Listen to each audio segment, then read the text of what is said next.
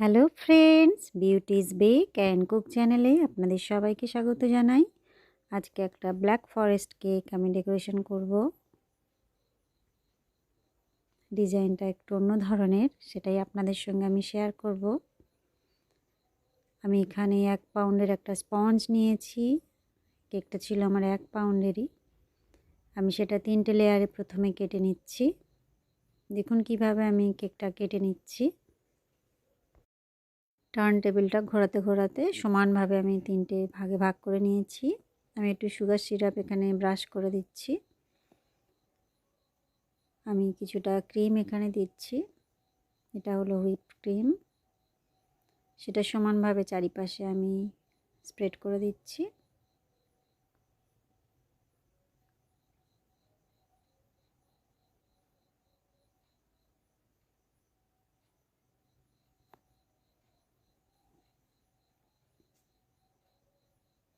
এখানে কিছুটা cherry crush আমি দিচ্ছি। ব্ল্যাক ফরেস্টের এইটাই মেন জিনিস।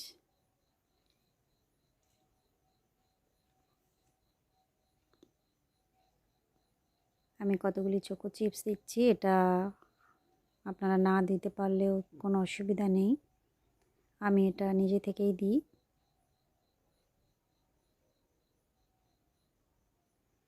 এরপর আমি সেকেন্ড লেয়ারটা দিয়ে দিলাম। দিয়ে একইভাবে এরপরে সুগার সিরাপ ব্রাশ করে দিলাম, দিয়ে ক্রিম দিচ্ছি।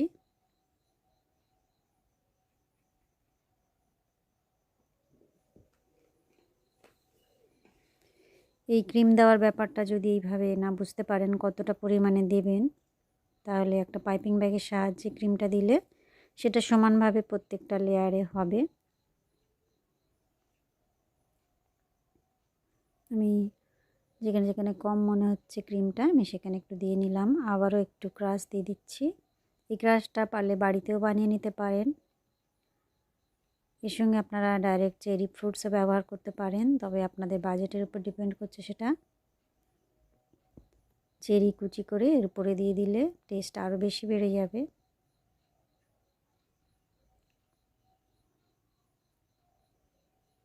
আমি এর উপরে 3 নম্বর লেয়ারটা দিলাম, দিয়ে সুগার সিরাপ ব্রাশ করে দিয়ে এটা ক্রাম কোট করছি। এই ক্রাম কোট করে আমি 10 মিনিট ফ্রিজে রাখবো। তারপরে এর উপরে ফাইনাল লেয়ার দেব। প্রত্যেকবারেই প্রত্যেকটা কেকের ক্ষেত্রেই ক্রাম কোট প্রথমে করে নিই, তারপরে সেটা ফ্রিজে রেখে ঠান্ডা করে আবার তারপর ফাইনাল লেয়ারটা দিই।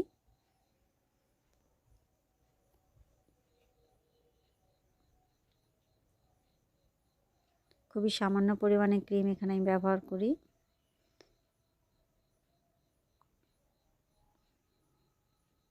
আমি এবারে ফাইনাল লেয়ারটা দেবো এর উপরে।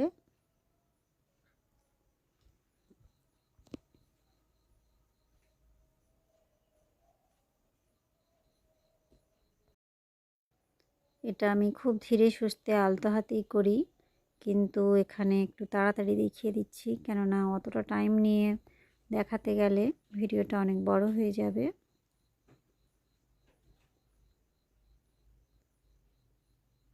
যদি প্যালেট নাইফের সাহায্যে ক্রিম লাগাতে অসুবিধা হয়, তাহলে পাইপিং ব্যাগের সাহায্যে করবেন, ওটা বেশি সুবিধার হবে।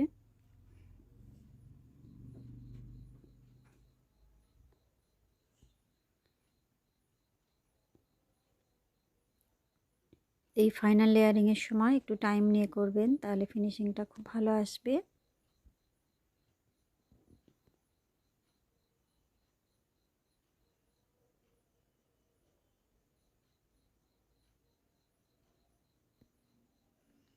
আমি উপরটা প্যালেট নাইফের সাহায্যে একটা ডিজাইন করছি।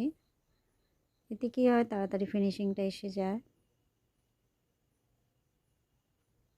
আমি কিছুটা ডার্ক চকলেট কুচি কুচি করে নিয়েছি, নিয়ে ফ্রিজে কিছুক্ষণ রেখেছিলাম একটু হার্ড হয়ে যেতে। আমি এবারে কেকের সাইডে লাগিয়ে দিচ্ছি একটা স্ক্র্যাপার দিয়ে। এই কাজটা আপনারা হাতেও করতে পারেন, তবে সেক্ষেত্রে কী হয়, হাতে ক্রিম লেগে গেলে আবার চকলেটটা লাগাতে গেলে যেন ভীষণ অসুবিধা একটা বোধ হয়। এই কারণে আমি স্ক্র্যাপার দিয়েই করি, এটা আমার বেশি সুবিধার হয়।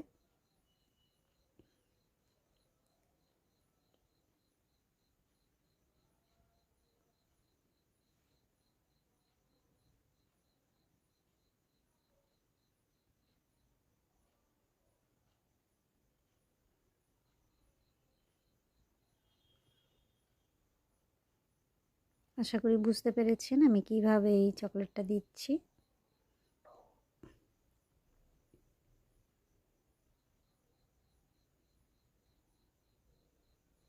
এবার আমি 1M নজেল নিয়েছি, পাইপিং ব্যাগে সাদা ক্রিম ভরে নিয়েছি, নিয়ে সাইডে বর্ডারটা দিয়ে নিচ্ছি।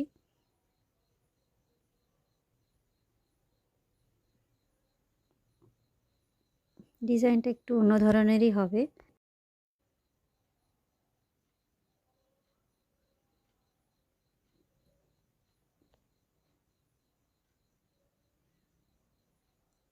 আমি মাঝখানটায় কয়েকটা ফুল বানিয়ে নিচ্ছি সেম নজেল দিয়েই।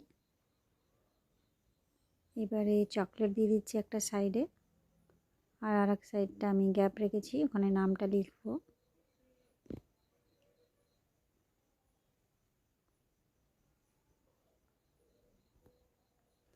কেকটা একটা বাচ্চা মেয়ে আমার কাছে অর্ডার করেছিল, তার ডিমান্ড ছিল ব্ল্যাক পিঙ্ক কথাটা যেন আমি লিখে দিই। আমাকে এমন লাস্ট মুহূর্তে বলেছে, আমি অন্য কোনো আর প্ল্যান করতে পারিনি, টাইমই ছিল না, জাস্ট কথাটা আমি লিখে দিয়েছি এখানে।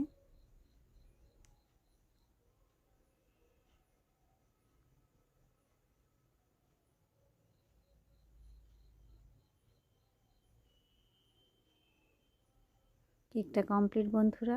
আমি কয়েকটা চেরি বসিয়ে দিচ্ছি মাঝখানে। দেখুন বন্ধুরা কেমন লাগছে।